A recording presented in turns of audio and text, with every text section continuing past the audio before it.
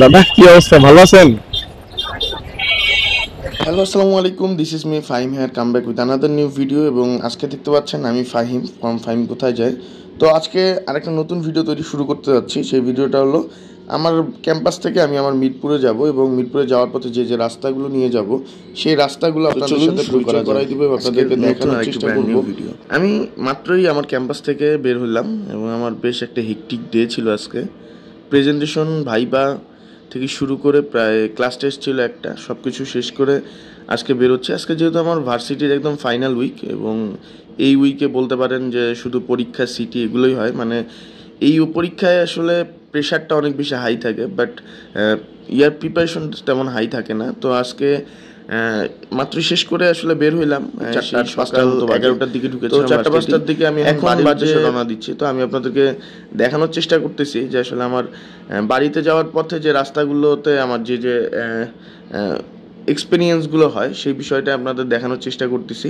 আজকে আমার পিছনে কোনো প্যাসেঞ্জার নাই, তবে প্যাসেঞ্জার খোঁজার এইরকম এনার্জি আজকে নাই সত্যি কথা বলতে। তারপরেও একটু প্যাসেঞ্জারের জন্য দেখা যায় যে মানে আধা ঘন্টা, 15 মিনিট, 20 মিনিট এভাবে বসে থাকতে হয়। তো সেই বসার ধৈর্যটা আজকে নাই। তো রাস্তার মধ্যে কাউকে যদি পাই সেভাবে উঠাই নিয়ে যাব। হ্যাঁ, আমি ভাই অন্যান্য ভ্লগারদের মতো না, আমি এত ভালো মানুষ না যে 100-150 টাকার একটা সেভ করে মানুষকে হেল্প করে সেখান থেকে আসলে অনেক বেশি এখান থেকে প্রফিট উঠাই নিব। এটা আসলে সাধারণ মানুষরা জানে না। এটা যারা আমরা এই কন্টেন্ট ক্রিয়েশন সেক্টরে আসছি তারা আমরা আসলে জানি যে আসলে আমাদের কন্টেন্ট ক্রিয়েশনের সম্পূর্ণটাই ধোঁকা।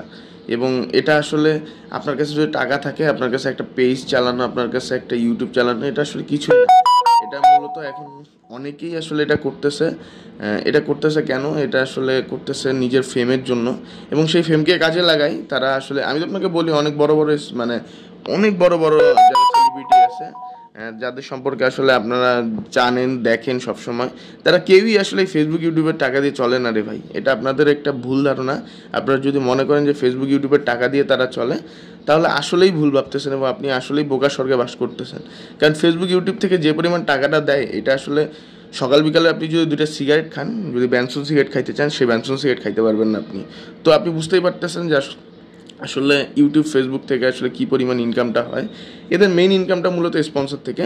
তো স্পন্সরের জন্যই আসলে এই যে এত কিছু সাজানো। তো আমি আপনাকে বলি, ফেসবুক, ইউটিউবে সব কিছু কিনতে পাওয়া যায়। মানে এই কথাটা একদম এভাবে বলাটা আমার উচিত হইল কি না আমি জানি না, একদম সম্পূর্ণই। তাহলে আমার কেন নাই? আমার নাই কারণ আমার টাকা পয়সা নাই। ইনশাল্লাহ আমার হলে আমি কিনবো। এখন এই কেনা পর্যন্ত আসলে আমাদের অপেক্ষা করতে হবে। এবং যে বিষয়টা হলো এখন, তাহলে চলেন আমাদের ভ্লগেই ঢুকে যাই। আমি বলতে বলতে অনেক এক্সটেনশন কথাবার্তা বলি, যেই কথাগুলো আসলে কোনোভাবেই আসলে কাম্য না। তা আচ্ছা, ঠিক আছে, আমরা একবারে ভ্লগেই চলে আসি। আমি এখন আসছি বিজয় সরণির জ্যামে। তো এই জ্যাম সম্পর্কে যারা জানেন তারা তো জানেনই, তাদেরকে তো আর কিছু বলার নাই যে এই রাস্তায় আসলে জ্যাম পড়লে আসলে ভূতেও মনে করেন বাপ ডাকে, এইরকম টাইপের আর কি একটা জ্যাম। তো তার মধ্যেও আসলে মোটরসাইকেল চালানোর একটা সুবিধা, একটু ফাঁক ফুক পাইলেই মনে করেন বের হয়ে যাওয়া যায়। তো এইটাই সবচেয়ে বড় সুবিধা, কিন্তু আমাদের এই সুবিধা আসলে অনেকে সহ্য হয় না।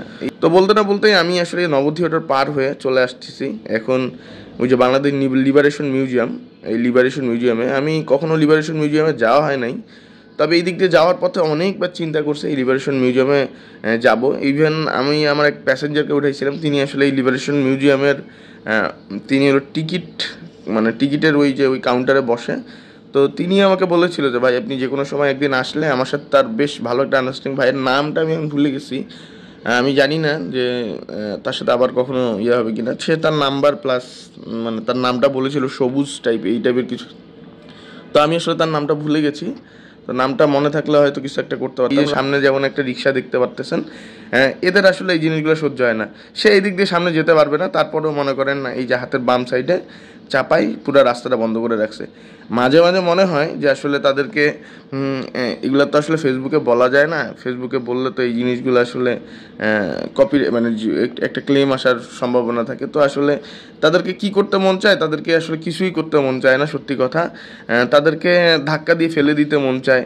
মনে হয় যে রিক্সা থেকে, কিন্তু যখনই নেমে দেখবো যে সে একটা বয়স্ক মানুষ, এই বয়স্ক মানুষরা এই ভুলটা করে। কারণ আমি দেখছি ম্যাক্সিমাম যারা ইয়াং রিক্সাওয়ালা আছে তারা আসলে এই ভুলগুলো করে না, মানে সচরাচর তারা বুঝতে পারে যে আসলে সেই এই রাস্তা, কিন্তু একটু বয়স। তো আমি এখন যাচ্ছি এই যে বাংলাদেশ চীন মৈত্রী সম্মেলন কেন্দ্রের সামনে দিয়ে। অনেকেই জানেন যে এটার একটা নাম ছিল আগে, এই কিছুদিন আগেও, বছরখানেক আগেও, বছরখানেক হবে কিনা জানি না। তো এই জিনিসটার নামটা কি অবশ্যই কমেন্ট বক্সে জানানোর চেষ্টা করবেন, যদিও আপনারা কমেন্ট করেন না আমি জানি। তো যাই হোক, এটা সামনে দিয়েই যাচ্ছি। তো এখন আসলে আমি বামে মন নিব এই কারণে, এই রাস্তাটা আমার কাছে বেশ ভালো লাগে, কারণ আমরা এখন 60 ফিট দিয়ে যেহেতু ঢুকবো মিরপুরের দিকে, তো এই রাস্তাটা বেশ ফাঁকা পাওয়া যায় এবং আমার কাছে এই রাস্তার পরিবেশটা বেশ ভালো লাগে এবং ফাঁকা ফাঁকা রাস্তা। তো এই রাস্তায় বাইক চালাইতে কার কার ভালো লাগে সেটাও আসলে কমেন্ট বক্সে জানাবেন। রাস্তাঘাটে এখন প্রচুর সার্জেন্ট বসতেছে এবং আপনারা যারা বাইক চালান তারা অবশ্যই একটু সেফলি বাইক চালাবেন এবং দেখে শুনে বাইক চালাবেন। অবশ্যই রাস্তার নিয়মকানুন আসলে ভাঙা উচিত না, কোনোভাবেই ভাঙা উচিত না, কিন্তু তারপরেও মনে করেন একটু দেখে শুনে চালাবেন, কারণ এখন প্রচুর সার্জেন্ট ঢাকার রাস্তায় এবং এই জিনিসটা আসলে অ্যাপ্রিসিয়েটেড। ঢাকায় আসলে মাঝখানে আইন এত পরিমাণ ভাঙার একটা মানে মহোৎসব শুরু হয়ে গিয়েছিল, রাস্তাঘাটে দেখলেই বোঝা যায় কেউ আসলে আইনকে তোয়াক্কা করে না। তো সেই জায়গা থেকে আসলে এই জিনিসটা খুবই মানে সাদরে গ্রহণযোগ্য। এবং বাংলাদেশ শেরেবাংলা কৃষি বিশ্ববিদ্যালয় বাংলাদেশের কৃষি শিক্ষা ক্ষেত্রে আসলে সবচেয়ে উন্নত একটা বিদ্যাপীঠ। তো সেই বিশ্ববিদ্যালয়ের সামনে দিয়ে যাচ্ছি এবং এখানে একটা রোড আছে, এটাকে আমি আসলে গোপন রাস্তা বলি। তো সেই গোপন রাস্তা দিয়ে আসলে আপনাদেরকে নিয়ে যাব। এই রাস্তা দিয়ে মূলত 60 ফিট দিয়ে বের হয়ে যাওয়া যায়। তো 60 ফিটের এই রাস্তাটা আমার কাছে এই জন্য খুবই ভালো লাগে, এই রাস্তাটা সবসময় নিরিবিলি এবং দেখেন চারিদিকে যেরকম গাছগাছালি রয়েছে, এইরকম গাছগাছালি আসলে ঢাকা শহরে দেখতে পাওয়াটা খুবই খুবই টাফ বর্তমান সিচুয়েশনে। পৃথিবীর সব কিছু কমে যাচ্ছে, সেই সাথে গাছপালার সংখ্যাও কমে যাচ্ছে। তো তার মধ্যে এই রাস্তাটা, এই জায়গাটা একটু ব্যতিক্রম এবং এই জায়গাটা একটু সমস্যা আছে, অনেক বেশি বিট। তো সেটা ঠিক আছে, যেহেতু এটা শেরেবাংলা কৃষি ভার্সিটিরই একটা আবাসিক এলাকা, তো এখানে আসলে একটু স্বাভাবিক কয়েকটা বিট থাকা স্বাভাবিক, যেহেতু একটা আবাসিক এলাকা, সেটারও একটা নিরাপত্তা আছে।